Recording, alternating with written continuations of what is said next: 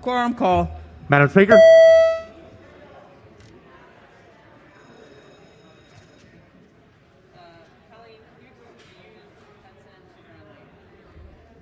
I got her.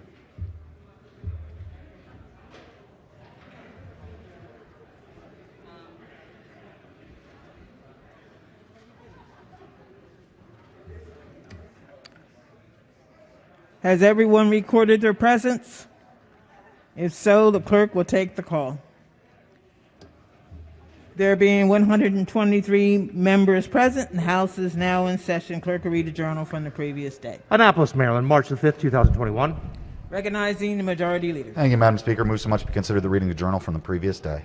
So ordered. Petitions, memorials, and other papers.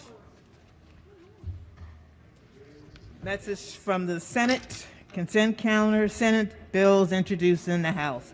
Clerk will read the first bill and committee assignment. Senate Bill 61, Senator Lamb, Health and Government Operations. Recognizing majority leader. Thank you, Madam Speaker. I move that the reading of Senate Bill 61 be considered the reading for all the bills on the calendar. There are no objections. The bills are read the first time and referred to the appropriate committees.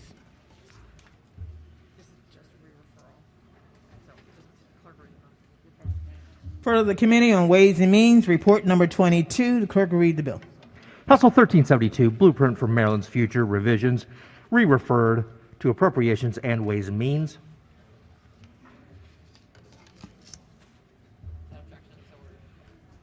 Without objection, so ordered.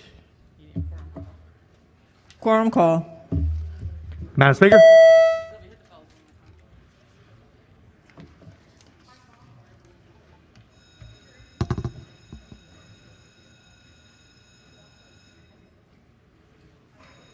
Clerk will take the call. There being 123 members present, the House is still in session. Calendar of third reading, House Bills number 51. The clerk will read first bill.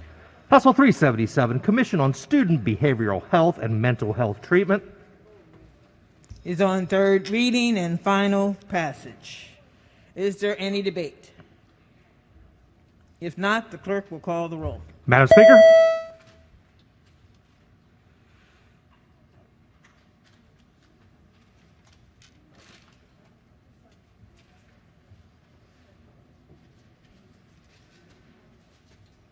Has everyone recorded the vote? Does anyone care to change their vote? If not, the clerk will take the call.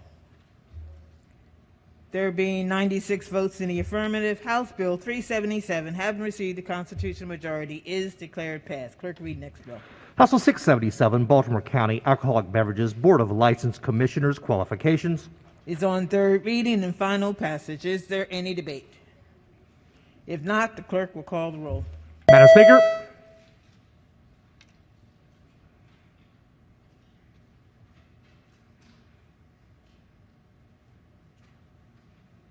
Has everyone recorded their vote? Does anyone care to change their vote? If not, the clerk will take the call.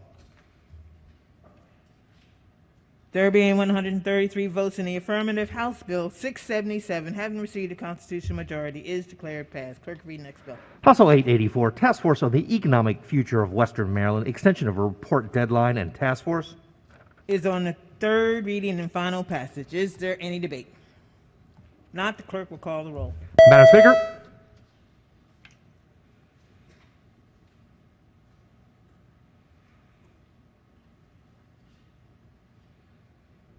Has everyone recorded their vote? Does anyone care to change their vote? If not, the clerk will take the call.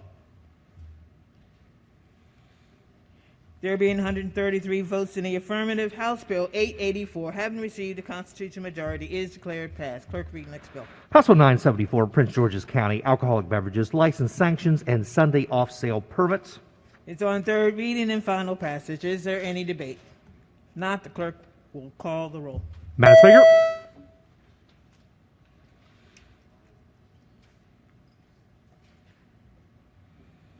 Has everyone recorded their vote? Does anyone care to change their vote? If not, the clerk will take the call.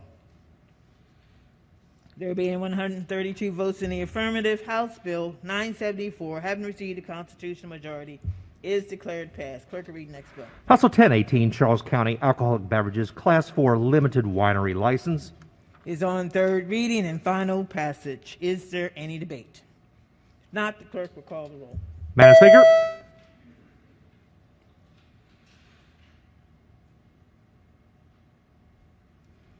Has everyone recorded their vote? Does anyone care to change their vote? If not, the clerk will take the call. There being 133 votes in the affirmative, House Bill 1018, having received a constitutional majority, is declared passed. Clerk, read next bill. House Bill 1068, Election Law, Absentee Ballot, Canvassing Multiple Ballots Cast by an Individual. Is on third reading and final passage. Is there any debate? If not, the clerk will call the roll. Madam Speaker,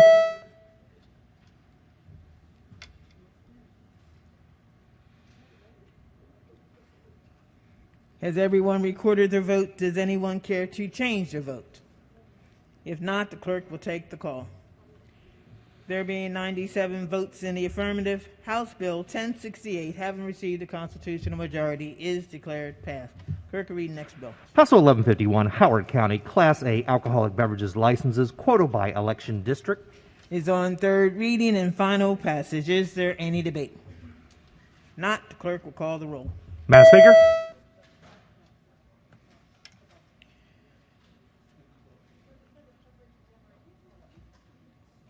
Has everyone recorded their vote? Does anyone care to change their vote? If not, the clerk will take the call.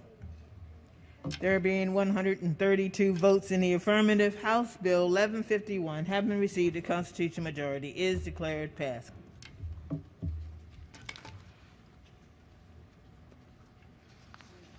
Report of the Committee on Appropriations, report number 8. Clerk will read the first bill. House Bill 588, Budget Bill, Fiscal Year 2022. Favorable amendments. Amendment number 1. Recognizing the committee chair. Thank you, Madam Speaker.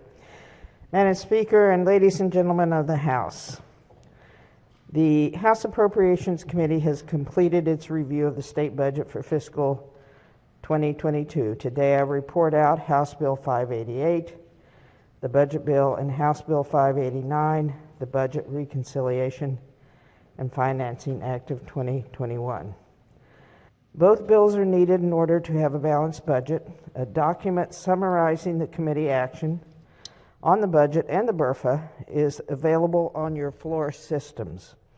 Madam Speaker, I would like to first thank the members of the Appropriations Committee.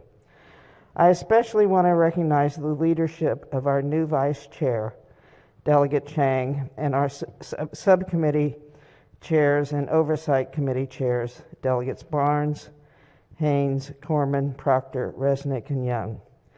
This year, as we are all too keenly aware, we have operated in an environment unlike any other. I'm very impressed that all members of our committee did not allow that to deter them from working hard, asking good questions, and helping to develop this budget that is before you today. We could not have completed our work on the budget without the amazing staff that we have. This includes our 3 committee staff, Michelle Lambert, June Chung, and Ken Weaver, as well as budget analysts from the Office of Policy Analysis. These individuals provided the committee with continuous support, thorough analysis, and guided us to help us navigate through an ever-changing fiscal situation. I would also like to personally thank my staff, Dana Phillips, Jeannie Ferretti, Cherie Warheim, and of course, our committee secretary, who's been with us 26 some years, Helen Wilson. Madam Speaker, like everything else in this past year, completing the work of the budget has been far from normal. When we left last session, it was the start of a global pandemic that would bring our state and our economy to a grinding halt.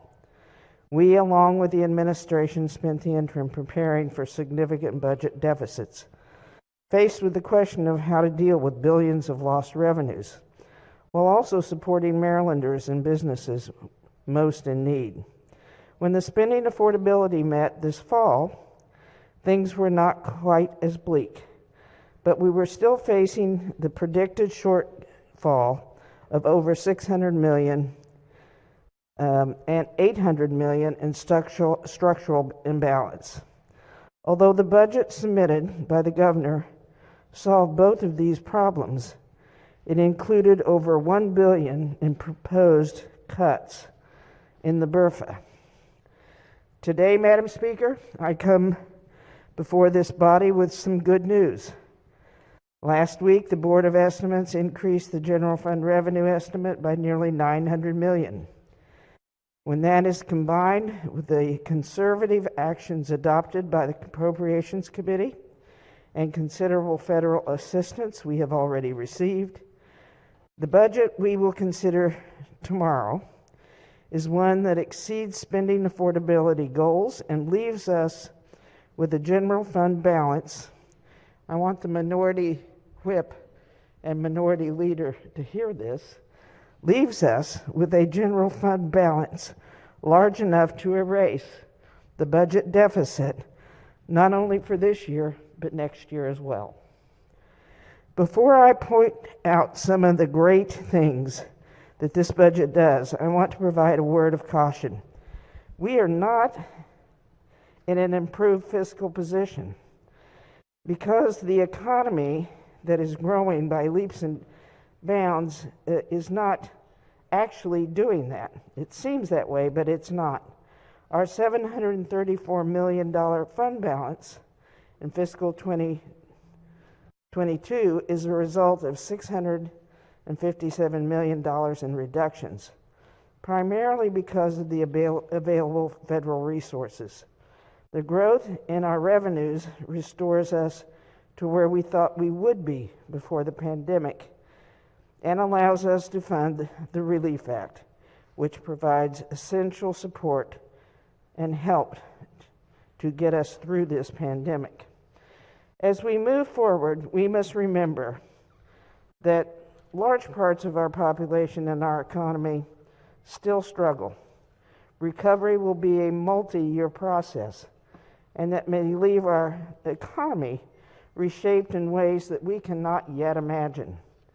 That is why it's extremely important for us to be responsible with the funds we have available to ensure that we're not only providing immediate relief for those who need help, but also doing what we can to support the long-term recovery. This budget does that. It builds our reserves by leaving $1.8 billion in cash reserves, restoring the rainy day fund, and to a balance of 5.6 of general fund revenues. It shores up the retirement system by allotting an extra $170 million in pension fund across 2021 and 2022. It maintains our commitment to public schools by authorizing funding for Kirwan initiatives and ensuring all local school systems are at least level funded. And it frees up resources to invest in our capital infrastructure. Madam Speaker, the budget before us does many good things. It's fiscally sound and funds our priorities. It provides us with a budget that allows us to repay our accounts and solidify our fiscal future. Most importantly, it strategically places the state in an advantageous position to continue to support individuals, particularly low-wage earners, and businesses that continue to be impacted by the transition out of this pandemic. I look forward to presenting the budget as amended by the committee to you on Thursday. Let me now turn to the materials that have been made available to you on the floor system. First, there's a report of the House Appropriations Committee which explains each recommended amendment. Amendments are numbered in the report and in the committee reprint of the bill. The report includes reductions, budget bill language, and committee narrative listed in the budget code sequence. Keep in mind that the committee narrative does not amend the bill and is not subject to floor action. However, if you have concerns, please see the committee. Secondly, the committee reprint of the budget bill, the committee's amendments to the bill. Amendments in the budget are numbered and correspond to the explanations in the committee report. When you review these documents, any items that are struck through are items that have been amended by the committee. Keep in mind that amendments are drawn to the committee reprint. If any member would like to request an amendment to the budget bill, the amendment office staff will be available to assist you. I would ask that members have amendments to the budget bill to the committee so that we can review them before we have floor action to make sure that they do not cause an issue with the balanced package before you. All these materials, including the analysis of Maryland executive budget prepared by DLS, is available to you on your laptops and floor systems. The analysis describes the significant budgetary changes in each agency and will give you an overview of the budget submitted. Madam Speaker, I move that House Bill 588 and the associated amendments be special ordered until Thursday, March 18th at the appropriate time. Budget bill will be special ordered to Thursday, March 18th at the appropriate time. All in favor signify by saying aye. Opposed, no. The ayes have it. The bill has been special ordered. Madam Chair. Thank you, Madam Speaker. So much be reading of the amendments. Hold. House Bill 589, Budget Reconciliation and Financing Act of 2021. Favor the amendments. Amendment number 1. Madam Chair. Madam Speaker, thank you very much. Move so much be the reading of the amendments. House Bill 589 implements actions needed to balance the budget and to meet the Spending Affordability Committee recommendations to reduce the general fund structural deficit and provide adequate cash reserves. The supplementary materials describe the provisions of the bill and indicate where the committee has taken action to amend the bill as introduced. The page numbers designations refer to the committee reprint of the bill, which has been provided for your use. With respect to House Bill 589, amendments will be drawn to the committee reprint. The amendment office staff is available for you, and as I said before, any amendments to the BRFA the committee would like to see before floor action. Madam Speaker, I move House Bill 589 and the associated amendments to be special ordered till Thursday, March 18th at the appropriate time. House Bill 589 has been special ordered to the appropriate time on Thursday. All in favor signify by saying aye. Opposed, no. The ayes have it. Bill has been special ordered.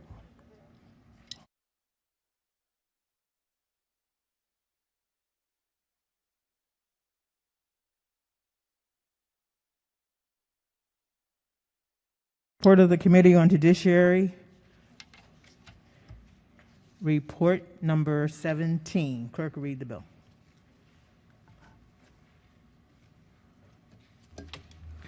House Bill 31, Courts, Surcharges, and Payment to Rental Assistance Programs. Favor the amendments. Amendment number 1. Recognizing the committee chair.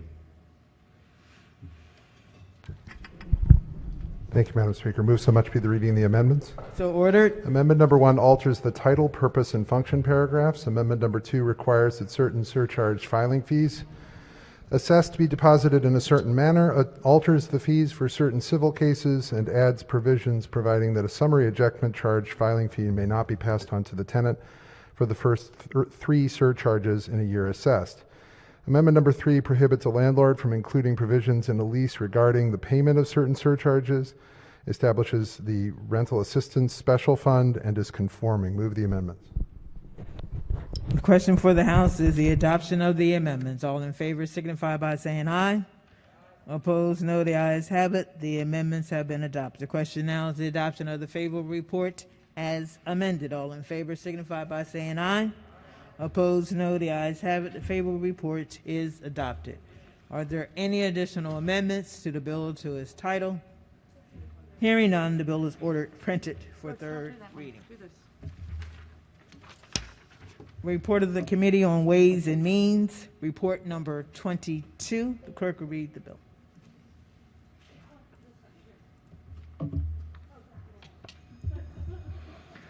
House Bill 1372, Blueprint for Maryland's Future, revisions, re-referred to appropriations. All in favor signify by saying aye. Opposed, no. The ayes have it. The bill has been re-referred to appropriations.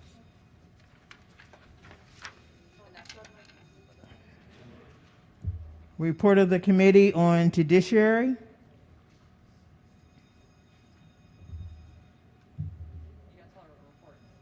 Report number 19. Clerk will read the bill. House Bill 242, Family Law, Emancipation of a Minor and Authorization to Marry. Favorable amendments. Amendment number 1. Recognizing the Vice Chair of the Committee. Thank you, Madam Speaker. Move so much be considered the reading of the amendments. So ordered.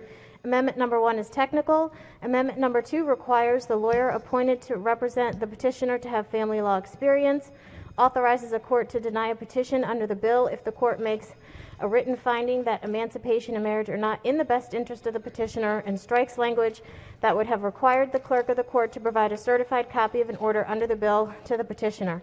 Move the amendments. Question for the House is the adoption of the amendment. All in favor signify by saying aye. Opposed, no. The ayes have it. The amendments have been adopted. The question now is the adoption of the favorable report as amended. All in favor signify by saying aye. Opposed, no. The ayes have it. Favorable report has been adopted. Are there any additional amendments to the bill to its title? Hearing none, the bill is ordered printed for third reading. Clerk, read next bill. House Bill 306, Hate Crimes, False Statement to a Law Enforcement Officer. Favorable. Question for the House is the adoption of the favorable report. All in favor signify by saying aye. Opposed, no. The ayes have it. The favorable report has been adopted. Are there any amendments to the bill to its title? Hearing none, the bill is ordered printed for third reading. Clerk, read next bill. House Bill 1000, Estates and Trusts, Guardian of Property of Minor, a Disabled Person, Prohibition on Distribution or Disbursement. Favorable. Question for the House is the adoption of the favorable report. All in favor signify by saying aye. Opposed, no. The ayes have it. Favorable report is adopted. Are there any amendments to the bill or to its title? Hearing none, the bill is ordered printed for third reading. Report of the Committee on Judiciary, report number 18. Clerk will read the bill. House Bill 523, Baltimore City, Repossession for Failure to Pay Rent, Registration and License Information. Favorable amendments. Amendment number 1. Recognizing the floor leader. Thank you, Madam Chair. Amendment number 1 alters the title and purpose and function paragraphs. Amendment number 2 adds provisions to make the bill statewide, clarifies that a landlord must submit certain documents to the district court before filing a complaint to repossess property for failure to pay rent, authorizes the landlord to present an electronic copy of a license to satisfy certain requirements, and strikes a provision regarding an affected property status may not be used as an issue of fact at trial. Amendment number 3 is conforming and alters the enactment date. So the reading of the amendments. Move the amendments, Madam Speaker. Question for the House is the adoption of the amendments. All in favor signify by saying aye. Opposed, no. The ayes have it. The amendment has been adopted. The question now is adoption of the favorable report as amended. All in favor signify by saying aye. Opposed, no. The ayes have it. Favorable report is adopted. Are there any additional amendments to the bill to its title? Hearing none, the bill is ordered printed for third reading. Report of the Committee on Environment and Transportation, report number 23. Clerk will read the first bill.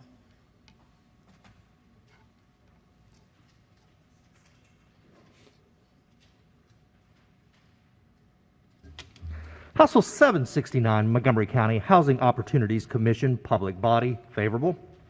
Question for the House is the adoption of the favorable report. All in favor signify by saying aye. Opposed, no. The ayes have it. The favorable report is adopted. Are there any amendments to the bill or to its title?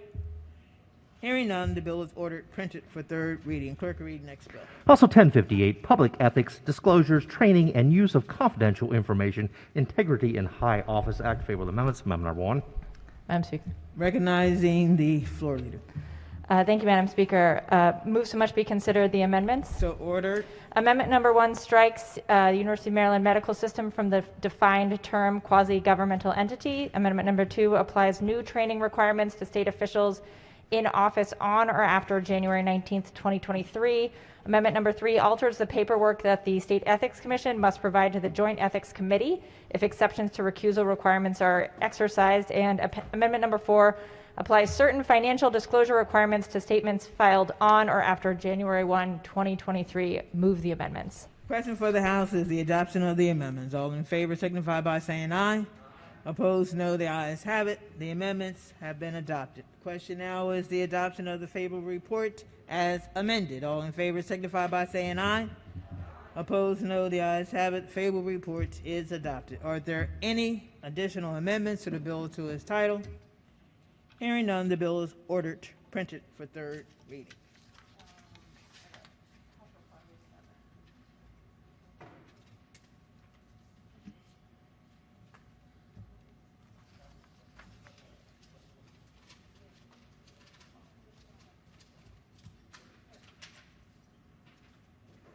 Special order calendar number 58. The clerk will read the bill.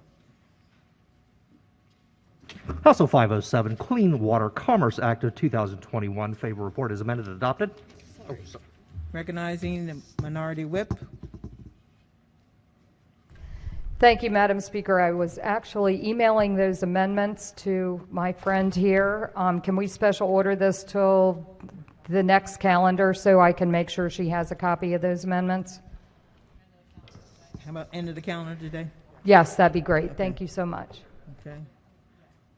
HB 507 has been special ordered to the end of the calendar today.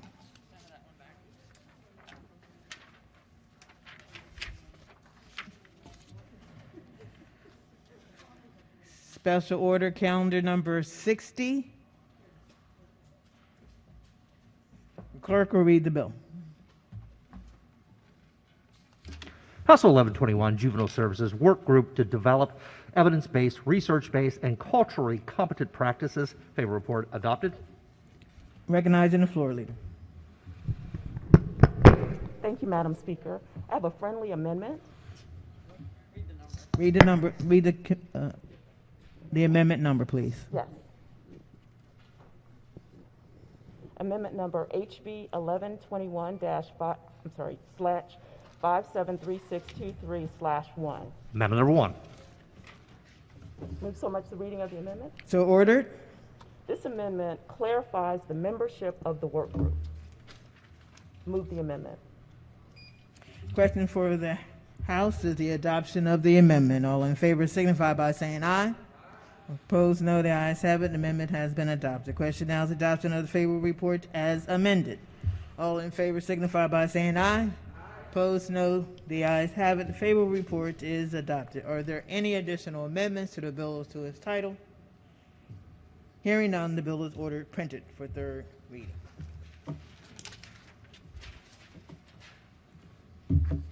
Special order calendar number 55. The clerk will read the bill. House Bill 183, Public Information Act revisions, Equitable Access to Records Act. Favorable report is amended, adopted.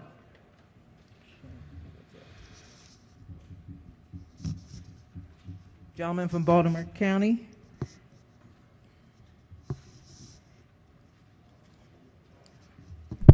Thank you, Madam Speaker. After talking to the advocates, we will not have an amendment, but we do appreciate the time to look at the bill. It's a great bill. Look forward to supporting it. Okay. There are any additional amendments to the bill to its title? Hearing none, the bill is ordered printed for third reading.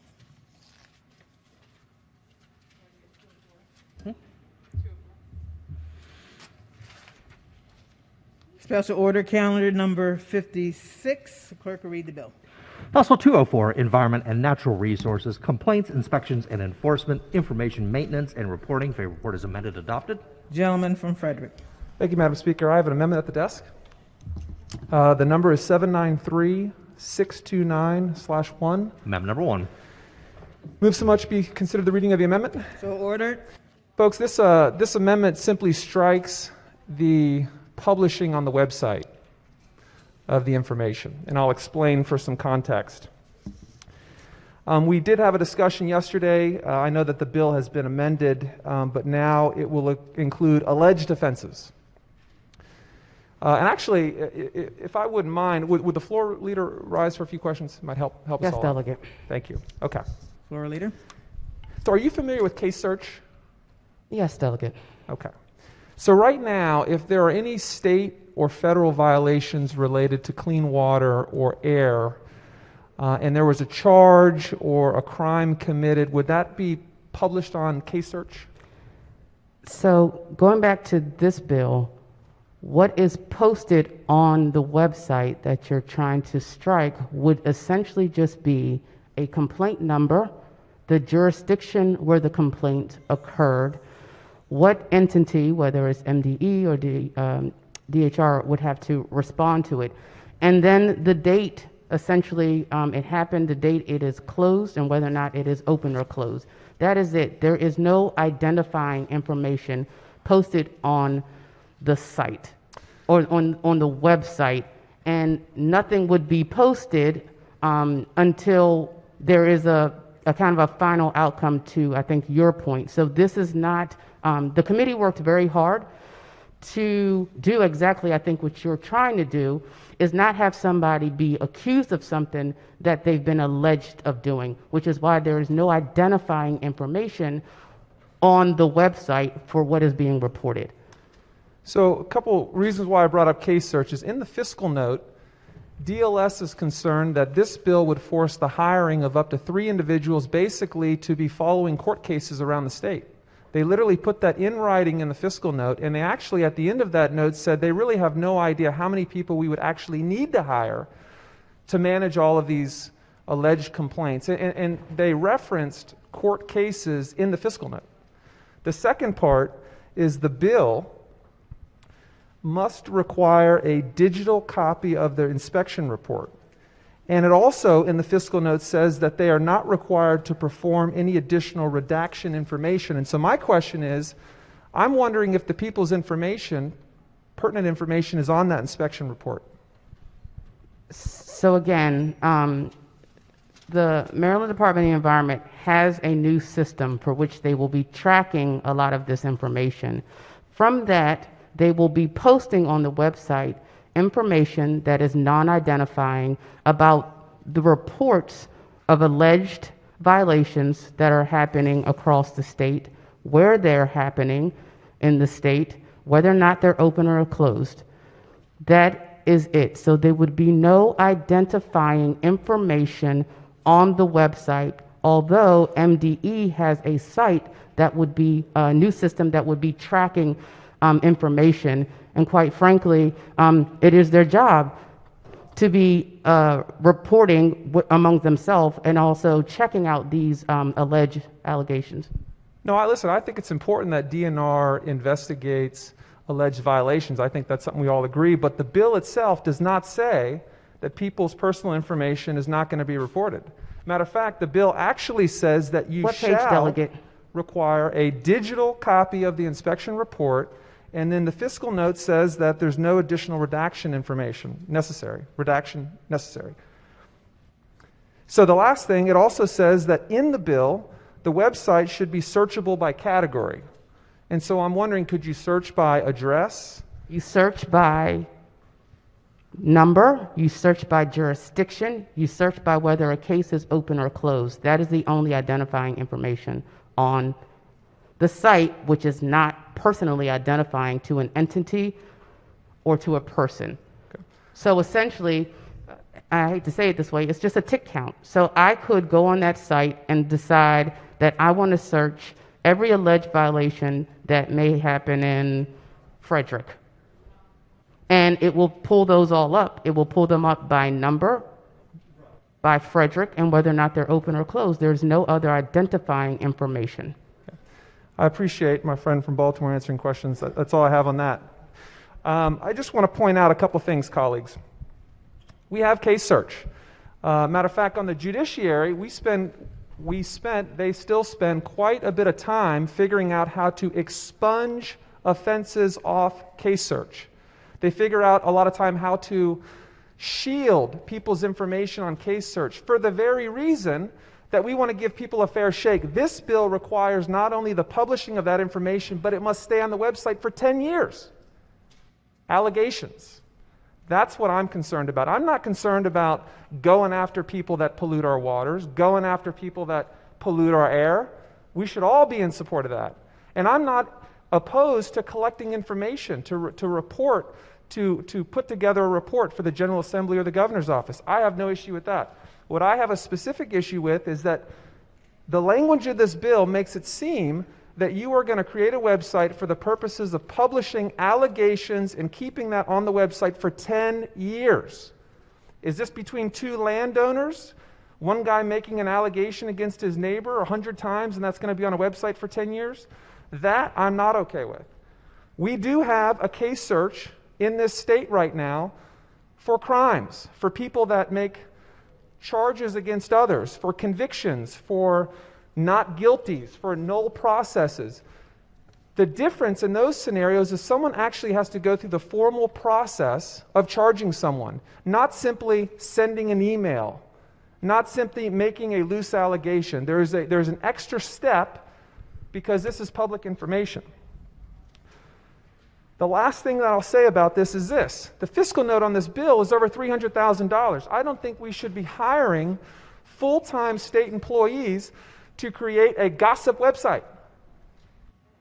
There are already websites that are dedicated to that. Yelp, TripAdvisor, Angie's List. We don't need another one. So what this amendment does, to recap, is it just strikes the portion where we would publish allegations on a website, leaves everything else. I move the amendment. Thank you, Madam Speaker. The gentleman from Baltimore County in the annex on the amendment.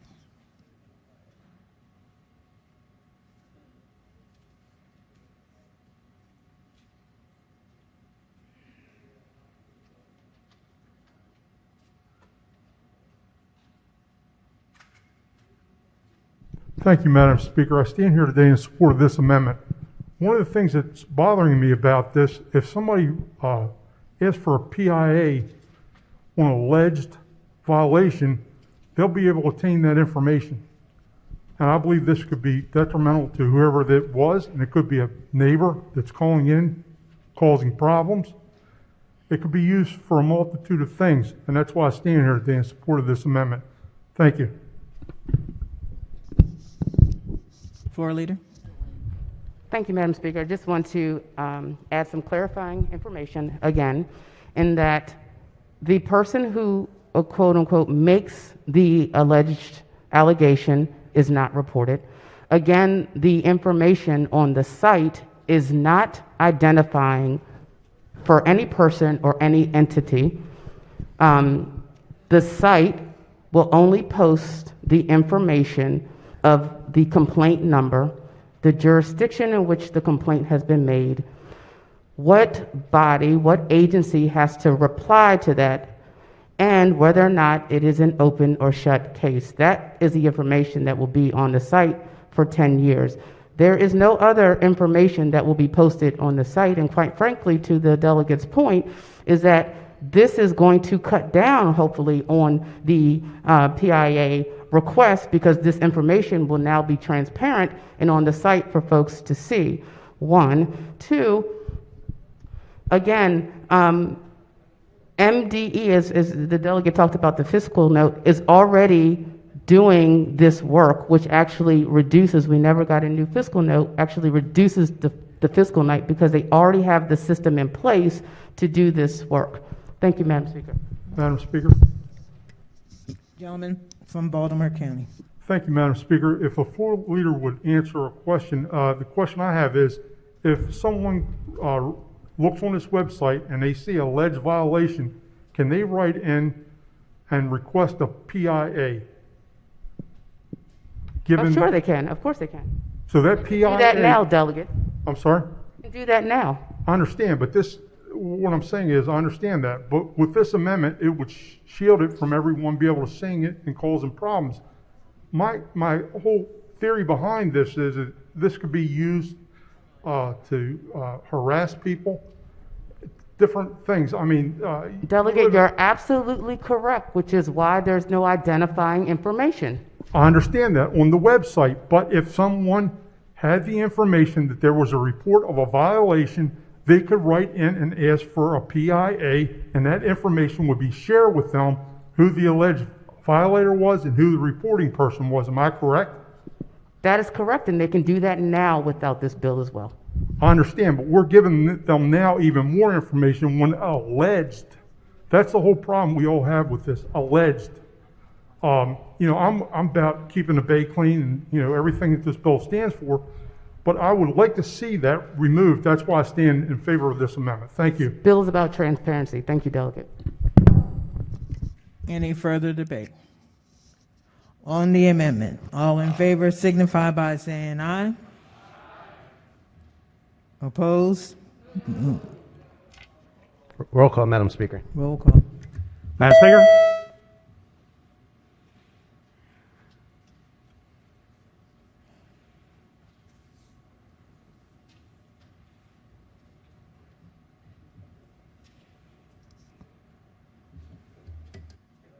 Clerk will take the call.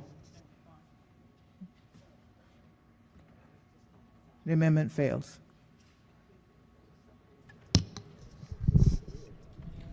And is there any additional amendments to the bills to its title? Gentleman from Talbot. Thank you, Madam Speaker. Move so much be considered the reading of the amendment. Need the number first, please. I'm sorry, Speaker. The number is 623029 /1. Amendment number 1. Move so much be considered the reading of the amendment. So ordered. Thank you, Madam Speaker and colleagues. The amendment at the desk is pretty straightforward. It adds a lucky number 8. St. Patrick's Day, it's a lucky day, right? Lucky number 8 to this bill. And that number 8 requires reporting of documented sewage overflows, the location of the sewage overflow, the entity from where the overflow originated, and a designation of whether the overflow was treated water or raw sewage. When I first reviewed this legislation, I took a lot of interest to it. Our district is extremely environmentally sensitive. The environment is, our livelihood depends on the quality of our environment, protecting the water, protecting the air. There are a lot of really important issues that are in this bill, and there are a lot of important issues that the Department of Environment, Department of Natural Resources, that they address on a regular basis. And we just had a discussion about allegation versus proven violations, and that's a very good, healthy discussion. But after reading this legislation, I was deeply troubled. You know, our district, the Eastern Shore, we are in every way affected by environmental regulation and environmental enforcement. Everything we do, our properties, we've got the critical area laws. There are people and entities that are affected in ways that many in the state of Maryland really don't understand because they're not regulated in that fashion. And primarily our number one concern, and it's been our number one concern for a long time, is point source pollution. These wastewater treatment discharges that go into the Chesapeake Bay. I was really disappointed, and I was really concerned when I saw this legislation and the issue of point source pollution into the bay wasn't even included. And we had a discussion yesterday about the Bay Restoration Fund. I was around when that was created, and we're talking about different ways to use the Bay Restoration Fund. Meanwhile, the issue of this point source pollution isn't even addressed in the legislation.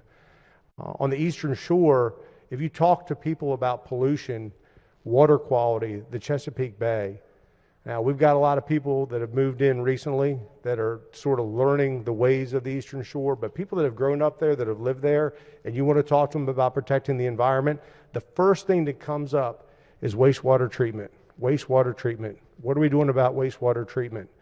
Well, here we are. We're going to move enforcement and reporting to the next level. We're going to take it to the internet. A bold new step. It's a bold new step that doesn't include the most important element of our concern about protecting the environment. So this amendment, I think, is a friendly amendment, and it should be supported.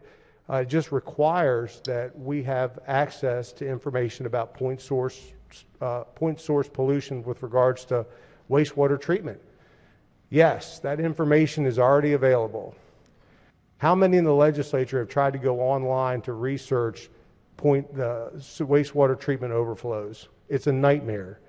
You know, you have to have the exact location, date. You have to know exactly where to go. There's a lot of, you may think you got the right information. You know, it's a nightmare. Now, we have situations where we have heavy rains and our health department sends out warnings it's not safe to go in the water. People don't understand where the information is coming from. They don't understand what that notice means. There's a lot of confusion. I don't think this amendment necessarily addresses those real-time, on-the-ground problems, but giving basic information to the general public and to our children who are studying climate change every day, writing reports every day. They should know about this. It's important. It's critical, and I urge everyone to support the amendment. Thank you, Speaker. Floor Leader.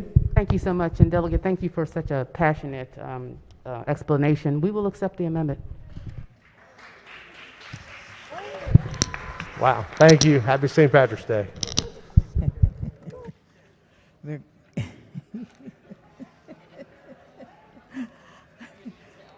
All in favor signify by saying aye.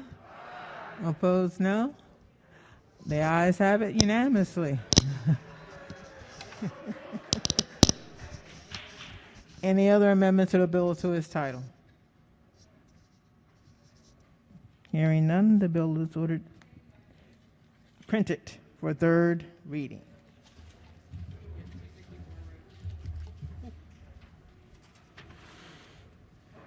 Special order calendar number 57. Clerk will read the bill. House Bill 264, Solid Waste Management, Organics, Recycling, and Waste Diversion, Food Residuals. Favorable report is amended, adopted.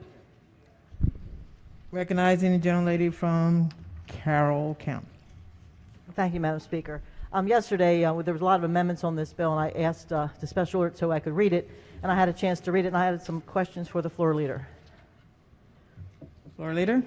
Keeping you busy today, working overtime. Yes, that's all right. Thank you. Can you just explain to the body what this bill actually does? Yes, Delegate. And as amended, it will require generators of large quantities of food residuals to separate those food residuals from the solid waste and ensure that the residuals are diverted for an appropriate final disposal in a system that can, one, compost it, or you have an option to take it to other places. For instance, if you're a grocery store, rather than throwing stuff away, you'd have the option of maybe taking it to a food kitchen for stuff that is still eligible to do so. So there's other points of this. So what the bill says is that if you are one of these places that has, 2 tons or more for now of food per week, and you're within 30 miles of a facility, I believe there are 7 across the state, then you would be required to offload that somewhere. But there are other conditions to that. One, you have to be in that distance. 2, does the facility have the capacity to take your stuff, right? And are they willing to take your stuff? So if they don't have the capacity and they're not willing, and thirdly, if you're not under contract with them to do so, you would not necessarily be obligated to take that stuff.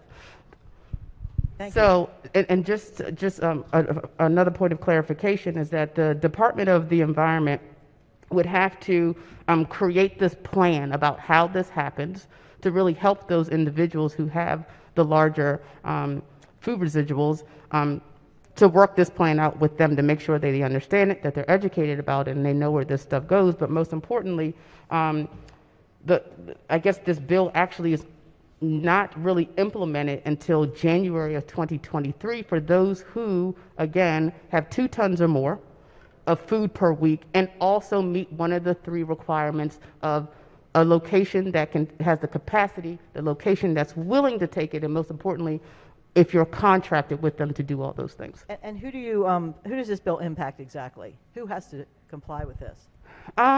When we talk about large food places, we're talking about grocery stores, for instance, that throw away food weekly. I think I commented to someone, well, it's not pertinent to the U.S., but in Italy, for instance, they have a law where they throw away food pretty much every 3 days. The law requires them to get rid of it, and so that food is thrown away. But in there, they've got food places that capture it, chefs that take that food. So this is just a way for those very large food places to divert this food from incinerators and landfills because of.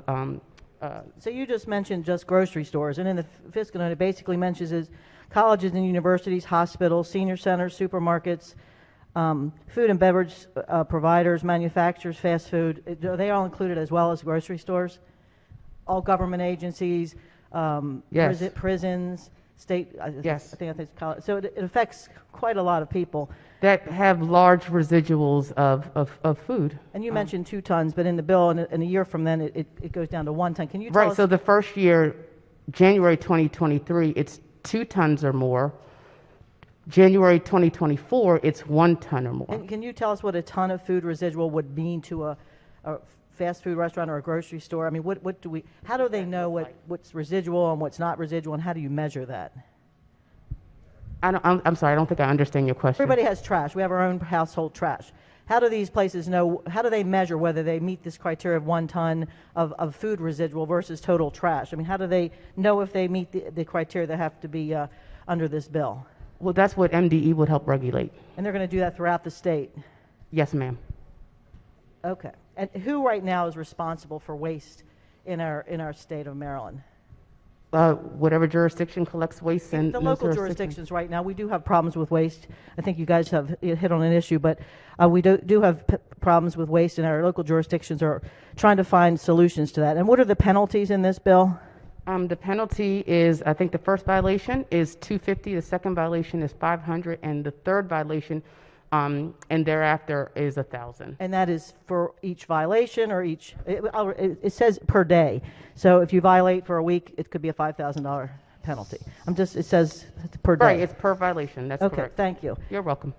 So I think this is an interesting concept, but it is here statewide that's going to impact every single one of our counties. And I guess I can ask you too, who supported and who opposed the bill? And gentlelady, do you have an amendment? I do. I just want to try to get the body to understand. It's party line vote. Excuse me? Party line vote. No. I don't mean by us. I'm talking about testimony. Testimony. Hold on. I got that too.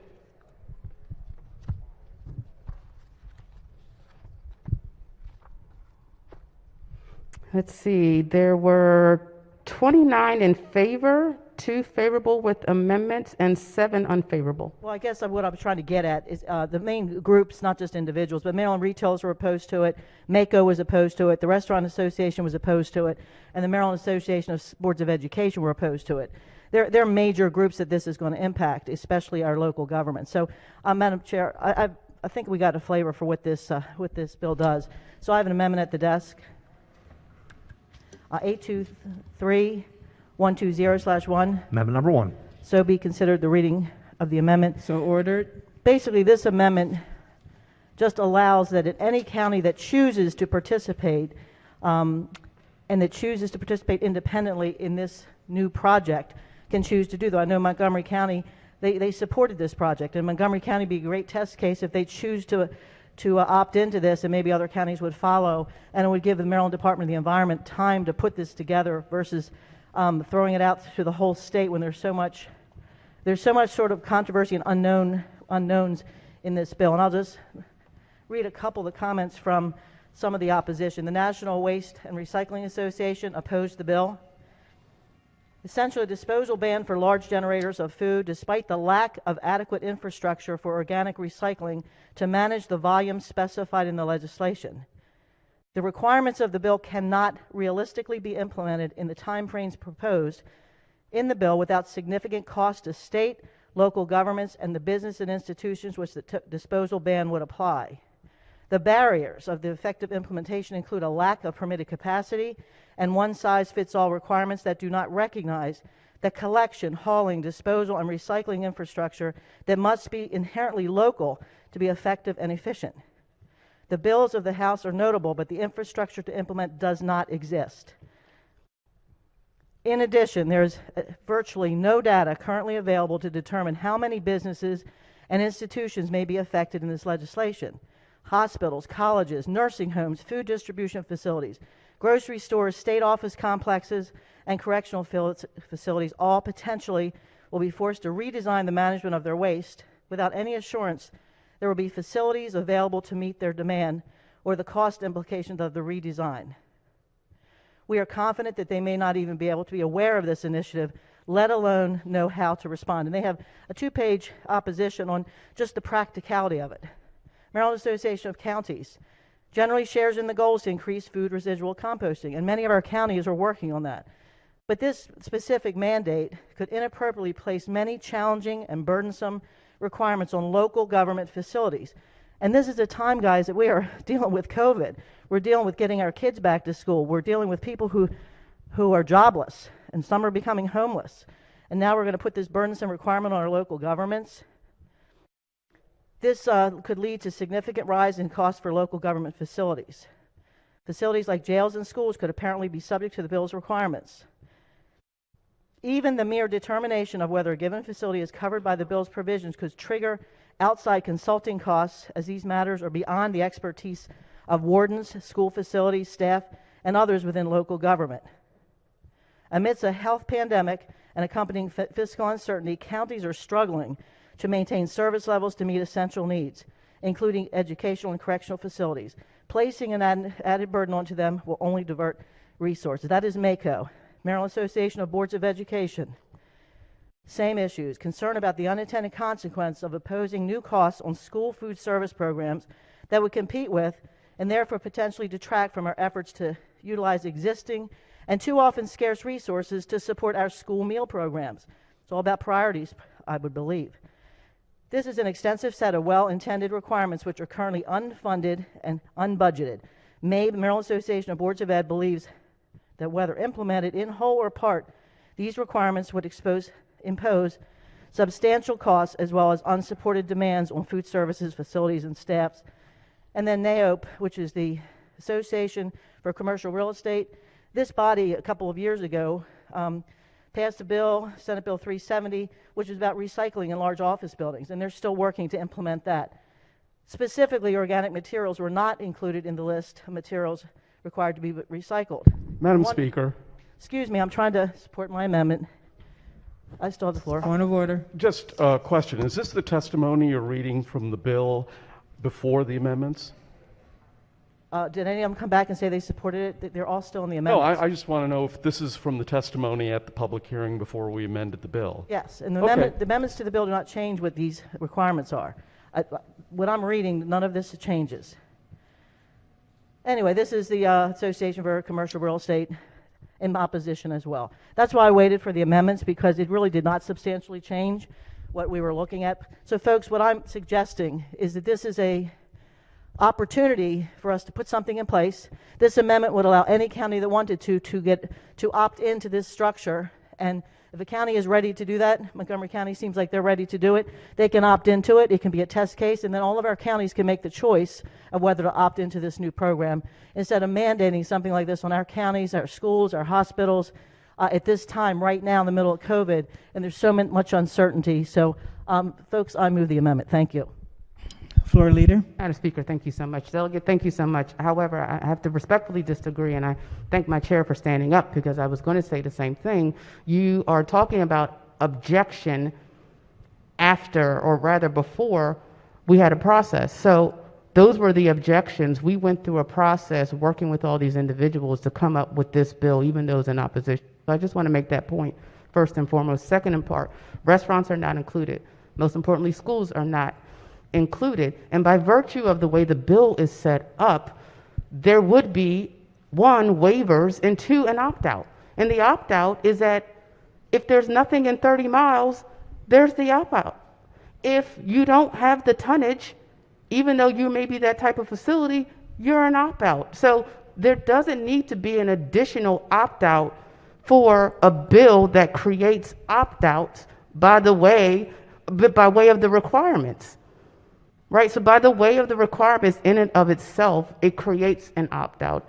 It creates the Maryland Department of the Environment to be the consultant. They are the ones that are going to set this up in consultation with everyone so that it works for everyone of those who meet the requirements of the bill, those that are within distance, those that can be within distance and have the facility meet the requirements and the capacity of what they're bringing. So I would urge the body to reject the amendment. By the way the bill is set up already, it actually addresses what the delegate is pressing on her amendment.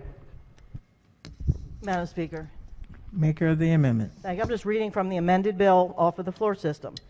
In this section, a person includes an individual facility owned or operated by a local school system, an individual public primary or secondary school, an individual non-public school, a supermarket, convenience store, mini-mart, or similar establishment, a business, school, or institutional cafeteria, a cafeteria operated on behalf of the state or local government. So I don't believe that what you just told me is taken out of the bill, and I do not see any revised testimony from any of these groups. In fact, I spoke to one of the heads of one of these groups yesterday, and they did not indicate at all that they had removed their opposition. So unless I see updated testimony supporting this, it's just sort of hearsay versus what's written in the bill file. So I move my amendment and support this amendment. Thank you. On the amendment, Madam Speaker. recognizing the minority leader. Thank you, Madam Speaker. I rise in support of the amendment.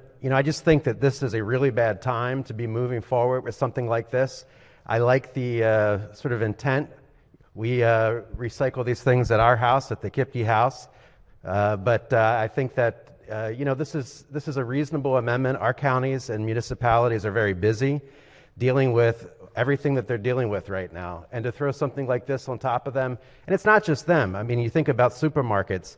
They've never been busier, honestly. They've never been busier dealing with the challenges of the pandemic, and so have many other organizations. It also adds cost. This is an expensive thing to do. So we're asking a lot of a lot of people right now, and to add another cost for something like this, I think is going a little bit too far. So I support the amendment, the maker of the amendment's effort to provide a little consideration for local governments. Thank you.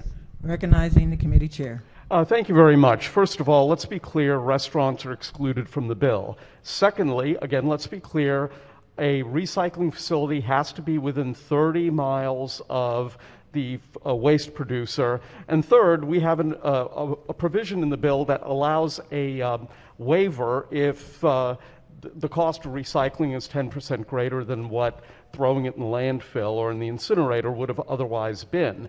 The reason we've made these provisions are number one, we certainly don't want to burden the restaurant industry, especially at this time. But number two, the point of the bill is to create a market so that we can get where other countries and other localities are, where a thriving market for these kind of recycling facilities gets cheaper than tip fees in landfills. And that's why I would urge that you reject the amendment.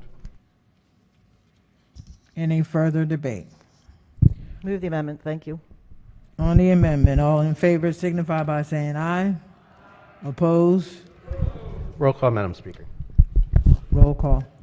Madam Speaker.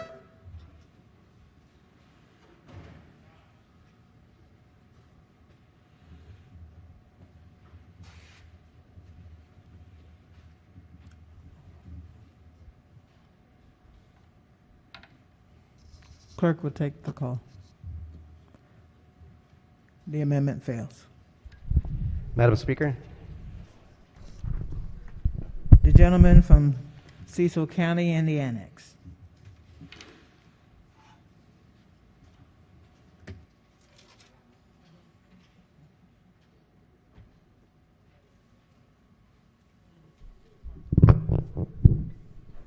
Thank you, Madam Speaker. I just had some technical questions. They may lead to amendment, but if the floor leader could just yield for technical questions. Yes, Delegate. Thank you. And I just want to preface this with saying I'm generally supportive of the idea. As I alluded to in some earlier testimony, I've actually implemented one of these programs at a large-scale cafeteria. My first question is, I noticed that there was mention in the bill and the fiscal note about the ability to put compostable materials commingled in the food stream. And my question is, in some of these instances where there's actually a pulper on site, they will commingle things such as cardboard, compostable utensils, compostable clamshells, and compostable bags in along with the food waste. So is that permissible as the bill is written with the amendments? It's permissible in that if you have contracted with a facility that has the capacity to manage that, those are things that they manage and those are things that they work on pulling out of the stream if that's so happens. If there's a contamination, they have the capacity to manage that contamination. Okay, great. The next technical question is, does this apply to nonprofits? Our committee took a field trip to the Maryland Food Bank. They're a large producer of said waste because they often get things that are right at the perishable moment. They can't get them distributed. So would a facility like that be ensnared with this bill? They would be the recipient of this bill. In other words, that they would be someone where these large food haulers would donate food to. Right, but there's a lot of food oftentimes that spoils that they have to get rid of, and right now that's going into a landfill. 2 tons, sir? Yes, they do an extreme. I don't amount believe of, this applies to them, Delegate. So nonprofits are not included in the bill. A nonprofit, if they have that much food residual, yes. If they don't, no. If they are if they're producing that much and they're 30 miles within a facility, then they would have to take care of that. And as mentioned before, if this becomes a hardship where this is 10% more of the cost that they would usually do in moving waste, then they would be exempt. Okay, thank you. The next one is some of these facilities that are a little bit more progressive are actually composting this material on site, and then they are spreading it, for example, in their grounds, or if there's a wooded area, to reduce the carbon footprint from transporting it. Is that still permitted as an exemption under the bill? Yes. Okay. And then the last question is, once a facility is exercising best practices and they are managing that waste stream and keeping it pure with purely compostable, oftentimes, because these are generally picked up in a toter, for example, and put into a special composting pickup truck, that they can go directly to farms instead of a composting facility. That's an option, Delegate. So Okay, that's so one that's- of the additional options. So you can take it to someone for their animal feed. You can take it Okay. somewhere for, yes, donation. So that's a great question. That's absolutely allowable. Okay, great, thank you. And again, generally supportive of the bill, and I really appreciate the work that the committee's done on it. Thank you so much. Thank you so much, Delegate. Madam Speaker. Recognizing the minority leader. Thank you, Madam Speaker. I have an amendment at the desk. It's amendment number 953-429/1. Amendment number 1. If you look at page 3 of the bill, there is a section that removes restaurants from the bill, which I very much appreciate considering everything they've been through lately. However, I think there's an inadvertent error that needs to be corrected with this amendment. The bill says a restaurant establishment that accommodates the public is equipped with dining room and with facilities for preparing and serving regular meals. And then line 3 is what I want to strike with my amendment. Reads, has average daily receipts from the sale of food that exceed average daily receipts from the sale of alcohol beverages. In other words, you sell more food than alcohol. And that generally works for most of the state, but it doesn't work in every jurisdiction in the state. I shared this information with the Maryland Restaurant Association last night, and he confirmed that it was an error on their part for not pointing this out sooner. The language does originate from the Restaurant Association, and they're very appreciative that they're being excluded. But not all restaurants have liquor licenses, and some local jurisdictions allow for restaurants to have food to alcohol sale ratios that are different than what this bill outlines. For example, if we don't take my amendment, in Montgomery County, for example, there are restaurants that will be forced to do this. In Harford County, Frederick County, Kent County, and possibly others. You know, you think about places like Secrets in Ocean City, for example. Well, because they're a dual nightclub restaurant, they sell a lot more alcohol than food. So they would not be exempt under this bill. In line with what the intent of the bill is, which took into consideration the restaurant industry's plight, I want to encourage the committee to consider this a favorable amendment. It doesn't go sideways to the intent of the bill, and it just ensures that no restaurants will be forced to do this and be subject to fines or penalties. Thank you, Madam Speaker. Floor leader. Thank you, Madam Speaker, and thank you, Delegate, and thank you for the heads up on this. We would like the opportunity. We think you may be correct, but we also realize this definition in the bill was put in to define restaurants, therefore restaurants would not be included, and so we would like the time to discuss and research and get back to you as soon as we can. End of the calendar. Special order, HB. Hold on. Chairman of the committee. Madam Speaker, I'm sorry, I moved to special order the bill until the next session. Bill and the amendment Question proposed. for the House is special order HB 264 and the amendment to the appropriate time next session. All in favor signify by saying aye. Opposed, no. The ayes have it. The bill has been special ordered. Special order calendar number 54. Clerk will read the bill. House Bill 114, Maryland Transit Administration Funding, Transit Safety and Investment Act. Favor report is amended, adopted. Recognizing the maker of the amendment, Minority Whip. Thank you, Madam Speaker. My questions have been answered. I think we'll have a healthy debate on this bill on third reader. Thank you for the opportunity to look to see if there were any amendments we needed. Are there any additional amendments to the bill as to its title? Hearing none, the bill is ordered printed for third reading. Special order calendar number 52. Clerk will read the bill.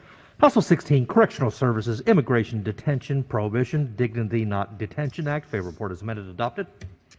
Recognizing the floor leader. Recognizing the maker of the amendment. Sorry. Thank you, Madam Speaker. We do have some amendments that will be offered at the desk, and I will wait for my colleague from Frederick County. Thank you. Recognizing the gentleman from Frederick County. Thank you, Madam Speaker. I have an amendment at the desk. The amendment number is 593026/1. Amendment number 1. Move so much be considered the reading of the amendment. So ordered. This amendment basically just strikes the renew provision from the bill. And I'm going to just offer some context, if I may, and hopefully it'll be helpful to the chamber to understand what we're dealing with here specifically. So this bill deals with agreements between a local jurisdiction or a local agency and DHS, Department of Homeland Security, colloquially referred to as the 287G program. And I'm just going to explain the program in a very succinct, hopefully, manner so everybody kind of understands what it is and what it isn't, because there's a tremendous amount of misconception, I know, at least around the state with this program. So, for example, if I were to travel to England when session's over, I would first have to ensure that I had the correct documentation.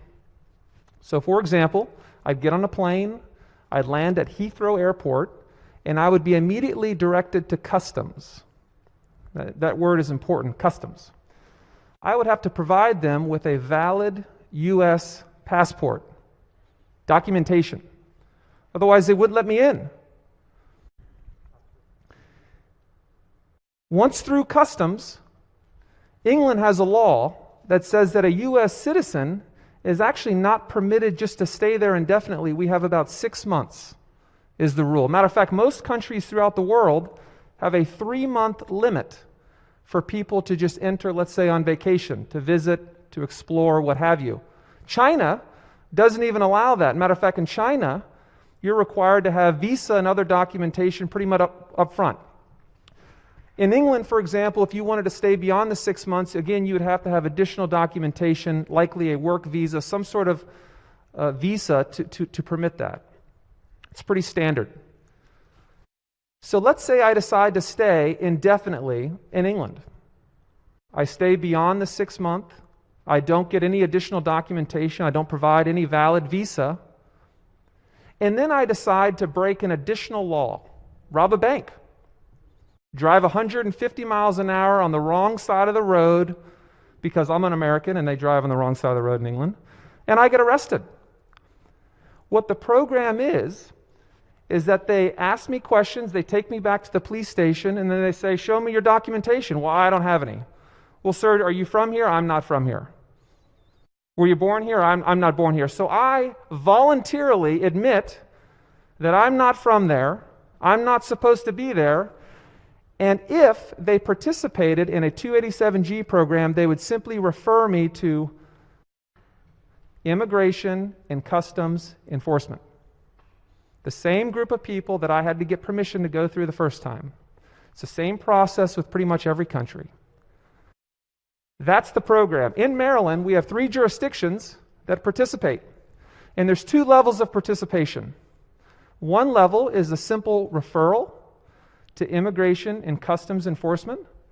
The second is a jail component where they actually will house individuals for a short amount of time until the federal government can decide what the next steps are. But let me repeat, the process only begins if an additional arrestable offense occurs. Simply being in Maryland undocumented doesn't qualify. You have to actually be arrested for committing an arrestable offense, brought back to the jail, and then that process starts.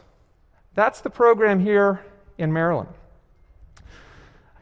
Additionally, there is what's called the PEP, which is a program that was enacted by executive order. It's called the Priority Enforcement Program, PEP. And what this program does for all the individuals that have been arrested for an additional arrestable offense, they are prioritizing folks that commit the most heinous crimes. Crimes of violence, gang activity, and threats against national security.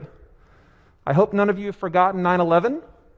That's the PEP program. That's the same program that is instituted in this state. So the 3 jurisdictions, with those agreements with the federal government, with DHS, receive millions of dollars each for participating in this program that also happens in many other numerous jurisdictions. Anne Arundel County had a program. They elected a new county executive and they ended it. All these programs could be ended if the local jurisdiction who legally entered into them chose to do so. What my amendment does specifically, it focuses on a very narrow piece of language in the bill. On page 5, lines 11 through 15, the bill states that a local jurisdiction shall exercise the termination provision. Now, I've never seen a state law that would require a duly elected official to forcibly execute a termination provision. And I was curious about this because the bill has a severability clause, which makes me think that the bill sponsors know that there's probably some constitutionality issues with that. And for those of you that don't know what a severability clause is, if a judge finds that that provision is unconstitutional, which they probably will, they'll just strike that and enforce everything else. Because this bill has two parts. It prevents existing contracts from being renewed, and it prevents new contracts from being formed. My amendment strikes the renewal provision because in Frederick County, for an example, we have a duly elected sheriff that has entered into a legal agreement.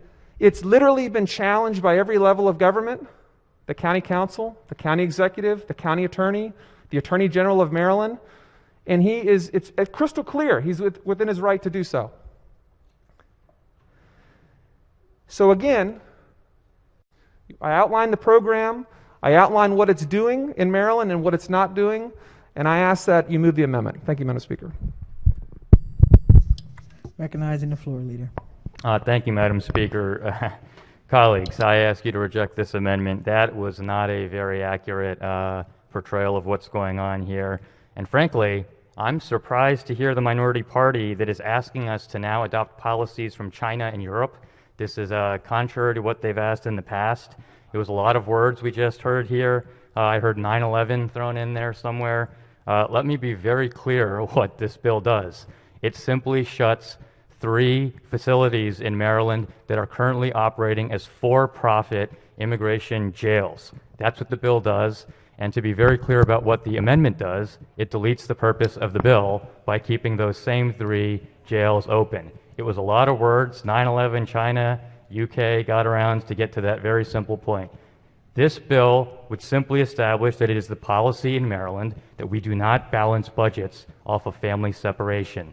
And this concept that the people that are in these facilities are criminals is absolutely incorrect. You need to only Google ICE detention Maryland and you'll start to see all sorts of stories about non-criminals, people who are picked up for DNR tree trimming violations, people who thought the police were pulling over to help them with their flat tire when in fact they were there to apprehend them.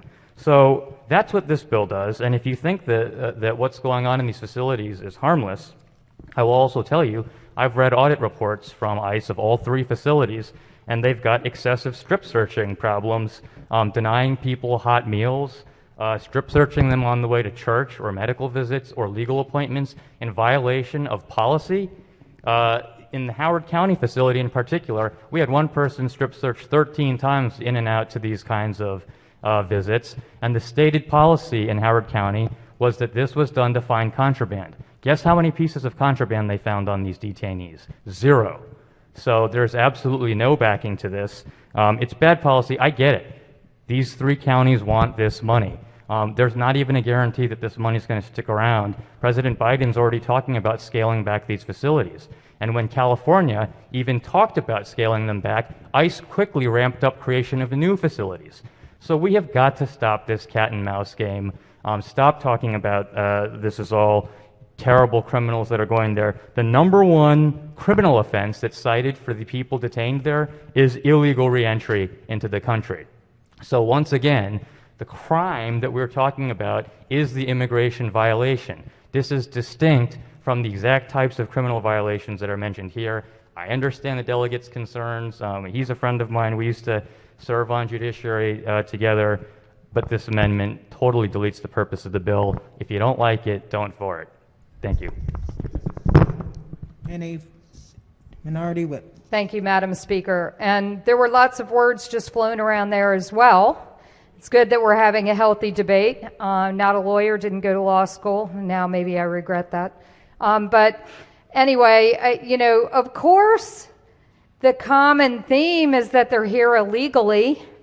That's number one case. So that's what's the saying?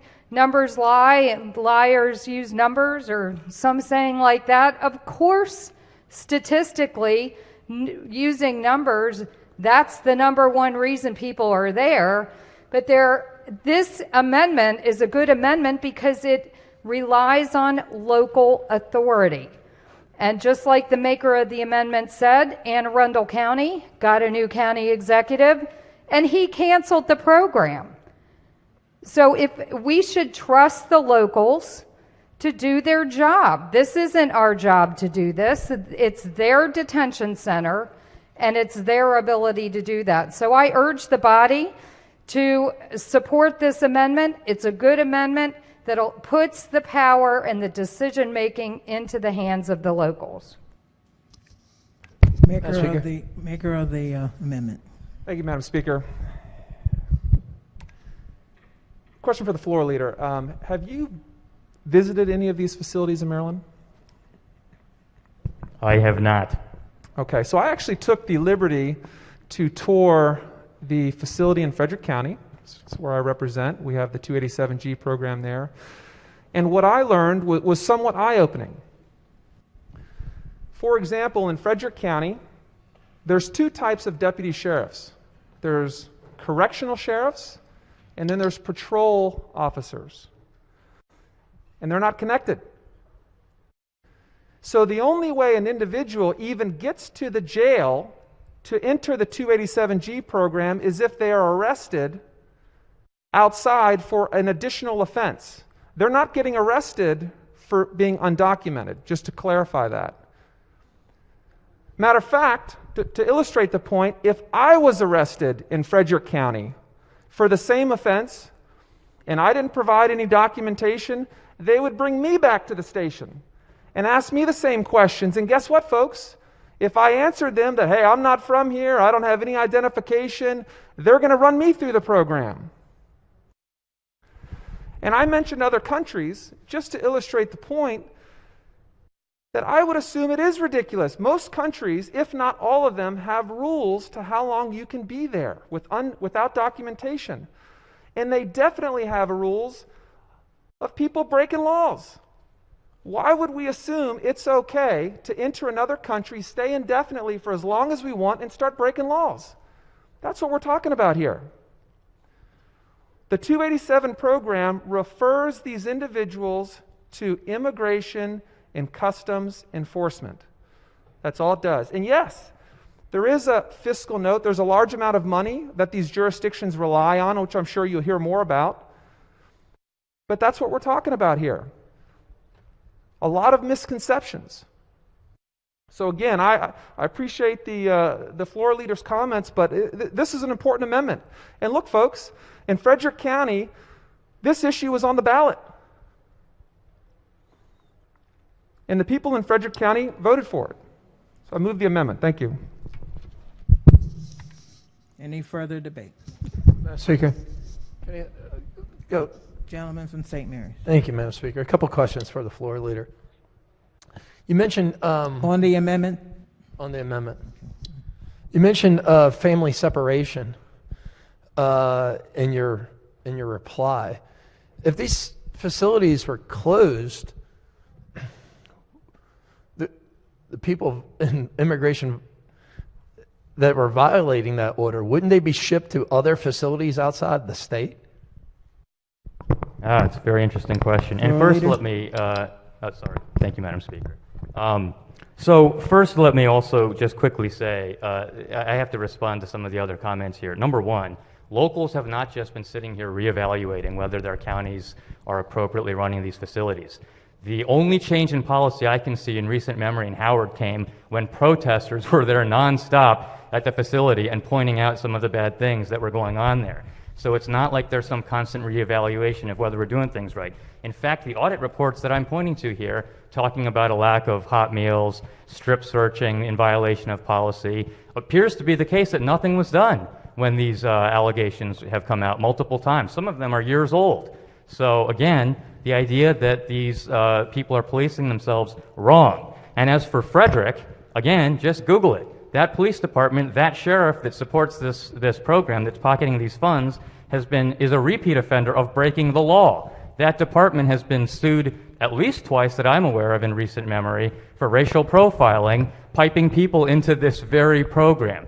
I'm not sure what happens to them if they get accidentally picked up by the Frederick police, found out that there's a detainer on them or some immigration violation, and they get brought to this facility. It's actually entirely unclear to me.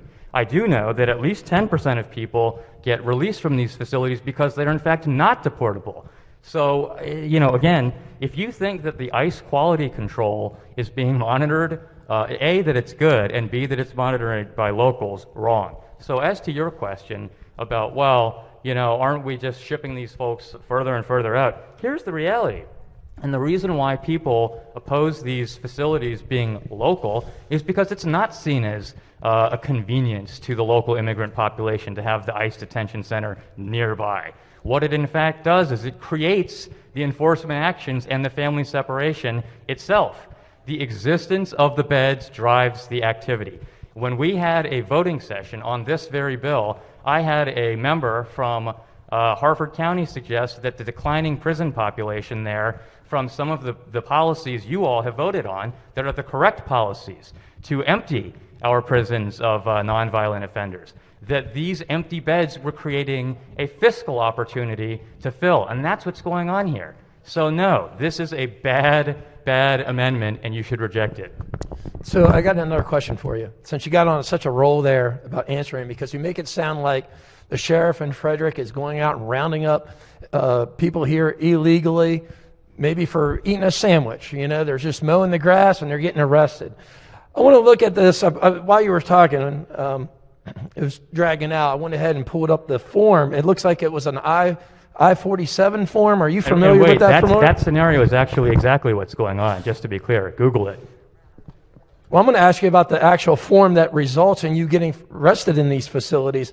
I'm looking at it, and it says, being here illegally is not one of the conditions to being picked up. It looks like it has to be signed as a judge's order that you knowingly committed immigration fraud as being picked up in the 240 in what is it, 247G program.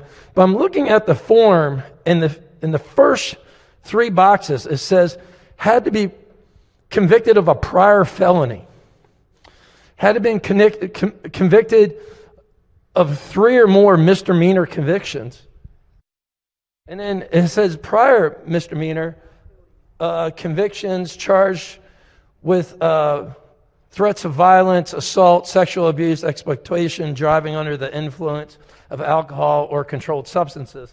And it goes on there. So these look like pretty dangerous people. You want to take the time to explain to maybe Frederick County or I am Worcester very familiar with what is the society's benefits for having these people on the street and how that actually helps our constituents? These people are our neighbors and your neighbors, number one. And these people, these crimes you're talking about, if you go back even to the Obama days under this sort of priority enforcement policy, this question about 3 misdemeanors is very suspect. You lump in 3 misdemeanors with a murderer and say it's the same thing. Look at all the ridiculous misdemeanor crimes we've taken off the books in Maryland. Probably you violated some of them. Gambling, your brackets have been a criminal offense in Maryland. Did you know that? Many members of this assembly have been getting away with a jailable offense. So you want to talk to me about 3 misdemeanors, and I can give you a laundry list of bills that we voted on while you were here that are ridiculous misdemeanors. Installing a low-flow toilet is a criminal offense in Maryland. Cutting hair without a barbering license, criminal offense in Maryland. Interior decorating without a license, criminal offense in Maryland. Do you want me to go on? Yep. I remember a lot of those bills, and I'm sorry, my mom just told me 2 wrongs don't make a right. We're in the legislature. You can fix some of those portions of those laws that you expanded on, but that has nothing to do. You never address what I'm talking about with the societal impacts of people drunk driving, drug dealers, and felons. That's what's on the list. And you're grouping all these people in together. I don't understand. You got to be able to draw a line here somewhere. Madam Speaker, I support this amendment. Thank you. Gentleman from Carolina. Thank you, Madam Speaker. I do have a question for the floor leader. You mentioned all these other crimes that are being committed, like basketball brackets and toilets and all sorts of other things. Is it the intent of the committee in this body to treat immigration law in a similar fashion where we have no intent of enforcing our federal immigration law? No, this has nothing to do with the actual enforcement itself. This is the thing. I mean, if you're so concerned about the murderers, I mean, they're going to be put over in Virginia or Pennsylvania.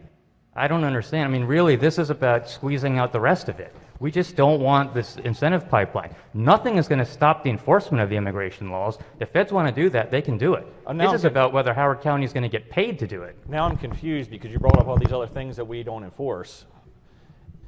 So now I'm confused, and I'm trying to make the connection here. And here's the thing, if we eliminate the detention centers, which is where we send folks who break the law, then is the message that we're trying to send here that we have no intention of enforcing the law? No, again, it has nothing to do with whether the law is actually enforced. If ICE wants to do the enforcement, they can do it. They just can't do it under this bill with Howard, Frederick, and Worcester pocketing money to fill their empty prison beds with immigrants. And again, as far as I'm concerned, Howard made some recent changes. They tried to sort of iron this out so that it was only certain types of criminals, and they tried to make a list of it. It dwindled their population in Howard down from like 100 to a dozen. So I'm not even sure how much money Howard's going to keep getting from this if they start to narrow the program in that way, and what the cost of administering it is. In Worcester, I believe it's a much more mixed population, men, women, of series of reasons that they got picked up in there. So these programs, number one, are not the same, and this amendment puts them all together. So you are acknowledging that if someone overstays their visa, if they come across the border without the proper paperwork, that is a crime that should be enforced. Are you acknowledging that? Yeah, illegal re-entry, again, it's the number one offense. So these are not necessarily murderers, as has been suggested. Okay, so they should be arrested. They should be treated as criminals. As they should be treated. That's up to debate. I would disagree with you on that. All right, so then we are picking and choosing which laws we're going to enforce. Then it sounds like. I mean, again, some of these could be asylees, refugee seekers. They could be at various stages of their process. Many of them, in fact, become admitted to the U.S. They just had to sit in that damn jail in some part of Maryland for some reason because there was a policy made. So I mean, that's the crazy thing. But regardless of their personal situation, they still violated a crime. Is that right, or am I incorrect? Again, if you're defining the crossing of the border itself as the crime, and that's at the heart of this, then I think we're just not going to see eye to eye on this. And that's why I think let's just vote down this amendment, please.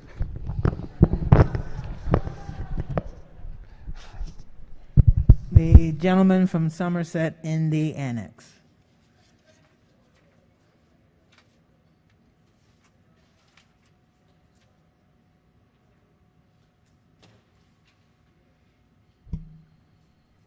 Madam Speaker, thank you. I don't speak very often. Well, I hope they can hear me and understand my accent. I represent Somerset and Worcester County, and we've had our challenges with illegal immigrants and alcohol abuse and drunk driving and accidents that have caused the lives of many innocent people. And Worcester County happens to be a facility to house some of these people that have disregarded the law and do them safely. Not like 3,000 people going to Dallas into a stadium that have no parents. So I'm against. I'm for this amendment and against this bill that would do away with safe facilities to handle our immigration issues. And I thank you, Madam Speaker, for this opportunity. Any further debate? On the amendment, all in favor signify by saying aye. Opposed? Roll call, Madam Speaker. Roll call. Madam Speaker?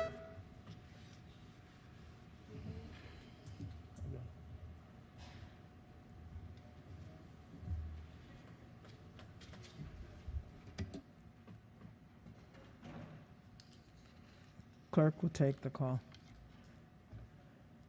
The amendment fails. Any additional amendments to the bill to its title? Recognizing the Speaker. gentleman from Frederick. Thank you, Madam Speaker. Amendment at the desk. The amendment number is 923522/1. Amendment number 1. Move so much be considered the reading of the amendment. So ordered. Thank you, Madam Speaker. This is an easy one. This just strikes Frederick County out of the bill, and I'll be very quick. We had a long discussion. This issue has been up front, out there in Frederick for some time now, over and over and over. We've had the county council do an audit of the program to see if there was any fraudulent activity. We've had the county executive order an independent audit to see how much money the county was spending on this program. We've had the Frederick County attorney review the program to see if there's any illegality. It was even referred to the Attorney General of Maryland. And in every single case, there was never anything wrong determined at issue with this program in Frederick County. Matter of fact, our sheriff ran on this sole issue in 2018. In a year where we lost many other countywide seats to the opposing party, the sheriff still prevailed on this program.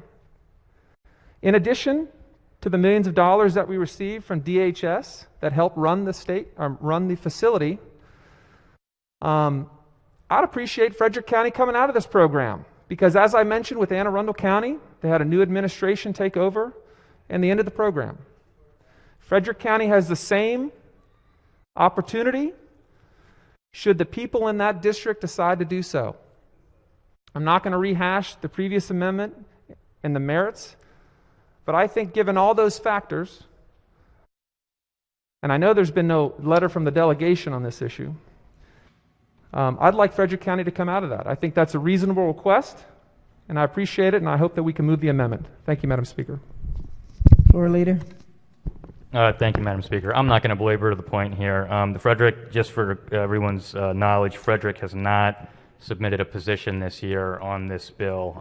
Obviously, the intent is to create a statewide policy, so I'd urge you to reject the amendment. Any further debate? On the amendment, all in favor signify by saying aye. Opposed?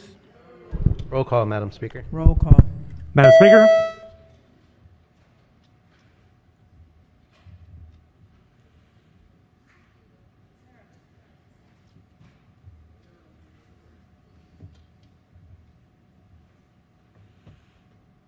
Clerk will take the call. The amendment fails. Gentleman from Ocean City. Thank you, Madam Speaker. I have an amendment at the desk. Amendment number 213227/1. Amendment number 1. Move so much to be considered the reading of the amendment. So ordered. Thank you, Madam Speaker. I was torn between reading the amendment and asking for that consideration. This amendment's easy. It simply strikes Worcester County. And I hear a chuckle. And I say that because if you were paying attention to the good floor leader, he had mentioned the credibility of Worcester County actually housing some detainees with some serious crimes. I talked to the warden this morning, and these aren't people that are sitting on the beach with a peanut butter and jelly sandwich in their family. These are people that are murderers, they're rapists, and some of these people are even mass murderers. These are some people that are wanted in their home country for serious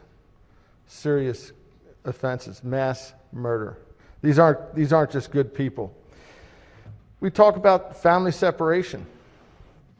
Well, family separation, if an American citizen committed some of these crimes, they would have family separation as well. I mean, this isn't something unique just because of their immigration status. I was talking to the warden about some of the gang members. You know, we hear of MS-13. MS-13 is so broad now. MS-13 has branches. MS-13 has There's multiple classifications of MS-13. Then there's MS-18. Never even heard of that. There's the Latin Kings, 18th Street, Mexican Mafia, Zopound. I can't make this stuff up. This is coming from my warden. I have to believe him. Why wouldn't we? You talk about finances, maybe just for money. Well, $7.8 million is what those three counties receive from Homeland Security for this program. Some of you may not have a problem, but if I try to get a bill passed with a $7.8 million fiscal note, it's not easy. It doesn't happen. And here we are, pushing aside $7.8 million. 42% of the budget of our Worcester County Detention Center comes from this program to house serious offenders, people that rightfully should be there. No, 42%. So I asked the warden, I said, if this happens, how many jobs are lost? Quickly answered, at least 26 jobs. 26 full-time, good-paying jobs. In Worcester County, a full-time job's hard to find. Our economy is based on tourism and agriculture. So here we have 26 full-time jobs lost. And I think the floor speaker mentioned where they're going to go. York, PA, and Caroline County, Virginia. So what this program is going to do is break up 26 Worcester County families from someone bringing home a good-paying job for doing a job that needs to be done. So, folks, I ask you to support this amendment. I think you heard it yourself from the floor leader, that we do have serious detainees in Worcester County, and this program needs to continue there. Thank you. Floor leader. Thank you, Madam Speaker. Colleagues, I'll try and be brief on this too. Number one, important point to note here is these facilities have an impact on the other counties. That facility in particular in Worcester, my understanding is that a majority of the detainees there are from Montgomery, Prince George's, Baltimore City, and Baltimore County. And so again, if this is sweeping in our residents from the whole state, it's of great statewide interest what happens there. Other important point, Worcester County is not going to get to control who it is they're jailing with their extra beds. ICE does that. And frankly, ICE quality control in the last few years has been quite lacking and has not given us the confidence that their discretion should be trusted by these local governments. They've accidentally deported citizens. We had forced hysterectomies in some states. And again, from the 3 facilities in Maryland, it appears to me that these audits about strip searching are conducted and little is ever done to adjust what's going on with respect to that. So again, I understand the plight, the financial motive here, but these are not all criminals. These are commingled populations. And again, they are my constituents, your neighbors, and folks from around the state. Please reject this amendment. Maker of the amendment. Thank you, Madam Speaker. Colleagues, I asked you to consider the facts that I shared with you today, the facts that I heard firsthand from our warden. I'm not talking about things that happen in other states. I'm not talking about things that you hear of happening. I'm talking of facts that our warden shared with me today.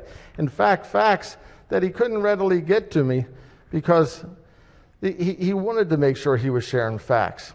And it took him over the course of the day to gather this information, tell me about the different gangs, tell me about the different crimes, and share with me facts. And I ask all of you to support this amendment based on facts. Thank you, Madam Speaker.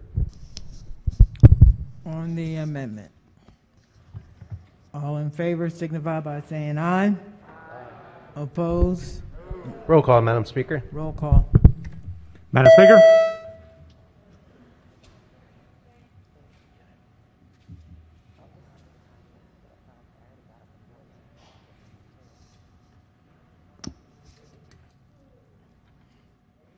Clerk will take the call. The amendment fails. Recognizing the gentleman from Howard County. Thank you, Madam Speaker. I have an amendment on the desk, amendment number 153726/1. Amendment number 1. Move so much to be considered the reading of the amendment. So ordered. This amendment is simple. It removes Howard County from this bill.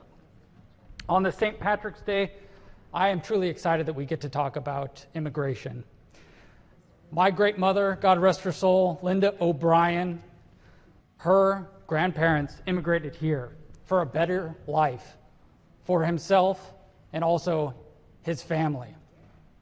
Not a single one of those type of people are detained in the facility in Howard County. And do you know why? Local control. I believe in the government that is closest to the people governs best. The county council in Howard County has debated this issue in the last 6 months, and they have decided on the rules that they want on this facility. They have decided that not every member who has broken just an immigration law should be housed there, just the most violent and serious criminals, not those who are here seeking a better life for themselves and their family. So let's talk about what this facility does. This facility provides $2 million to the general fund of Howard County. That's $2 million that Howard County can spend on infrastructure, firefighters, or schools. That's $2 million that we don't have to tax our residents in Howard County. So I urge this great body to not take that $2 million out of the budget of Howard County. I urge this body to allow Howard County to be that facility that keeps the most serious criminals off our streets. And most importantly, I urge this body to respect the decision that the Howard County Council has made in the last 6 months. And on this St. Patrick's Day, I urge a green vote on this amendment. Thank you, Madam Speaker. Floor leader. Thank you, Madam Speaker. Very briefly, same arguments apply to taking Howard out, but I just want to read you one case here. This is from a gentleman named Daniel who was stopped in 2016 for a routine traffic violation, given a ticket for the car not being in a safe operating condition. As a previous person who tried to enter the country, he got charged under this illegal reentry crime.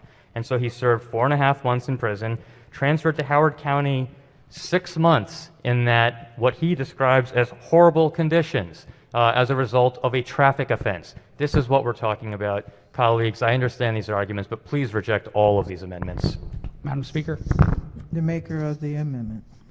Thank you for bringing up that point, and that was from 5 years ago, and Howard County has made amendments to change so those things don't happen, and I appreciate this program getting better and better over time. Thank you, Madam Speaker. On the amendment, all in favor signify by saying aye. Oppose? Roll call, Madam Speaker. Roll call. Madam Speaker.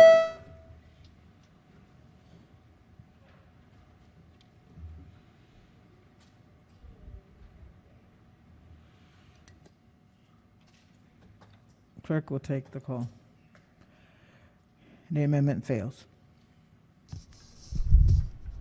Recognizing the minority whip. Thank you, Madam Speaker.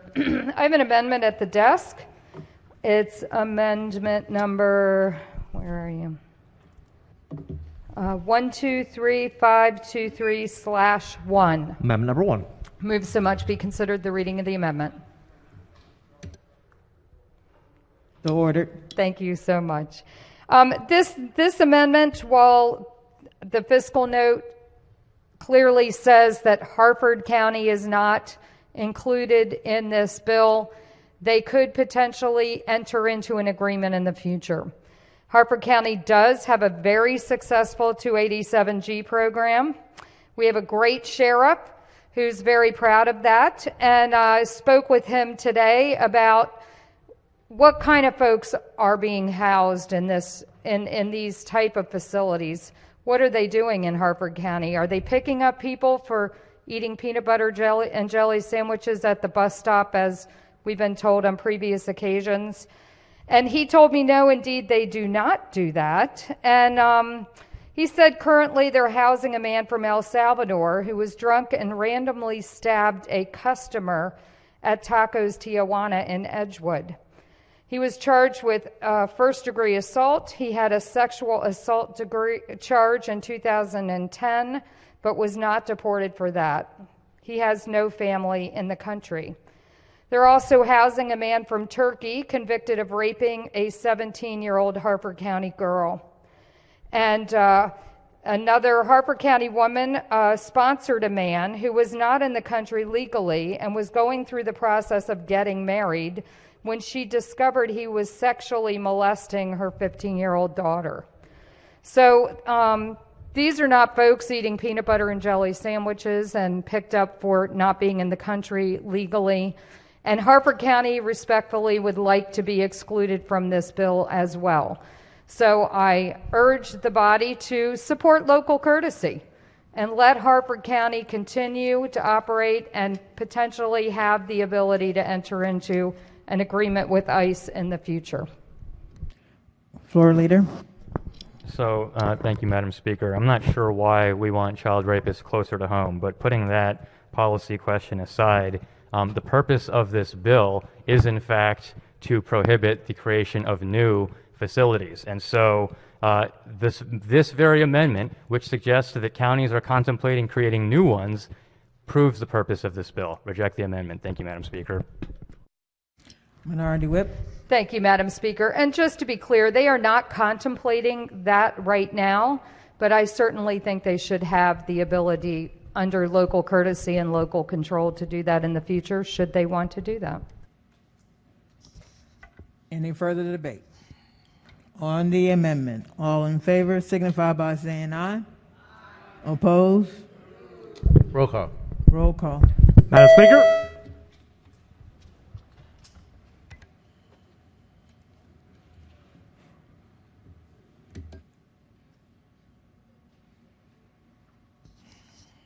Clerk will take the call. The amendment fails. Any further amendment to the bill to its title? Hearing none, the bill is ordered printed for third reading. Message from the Senate. Message from the Senate, consent calendar, Senate bills introduced in the House. The clerk will read the first bill and committee assignment. Senate Bill 379, Senator Lamb, Health and Government Operations. Majority Leader. Thank you, Madam Speaker. I move that the reading of Senate Bill 379 be the reading of all the bills on the calendar. Hearing no objections, the bills are read the first and referred to the appropriate committees.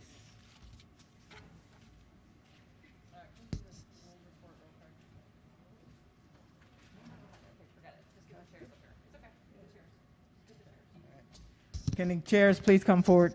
Standing committee chairs.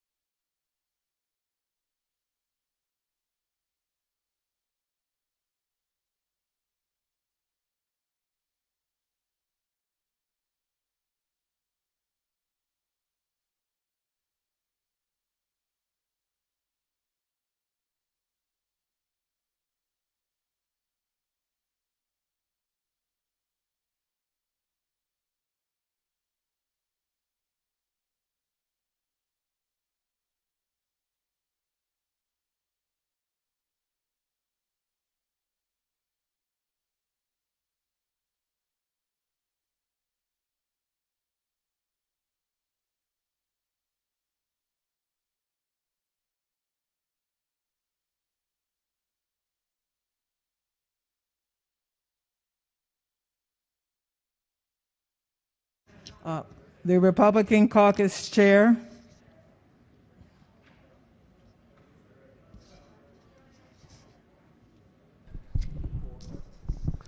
Madam Chair, or Madam Speaker, the Republican Caucus will be meeting at 4 p.m. Please look at your computer screens and you'll get the Zoom link. All right. That ends the work at the desk. We will be coming back today at 4:30. 4:30. All committee bill hearings are listed on the Maryland General Assembly website. Quorum call before adjournment. Madam Speaker?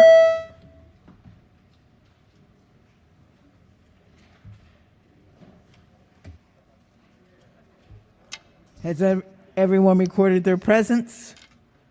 The clerk will take the call. There being 132 members present, the House is still in session, recognizing the majority leader.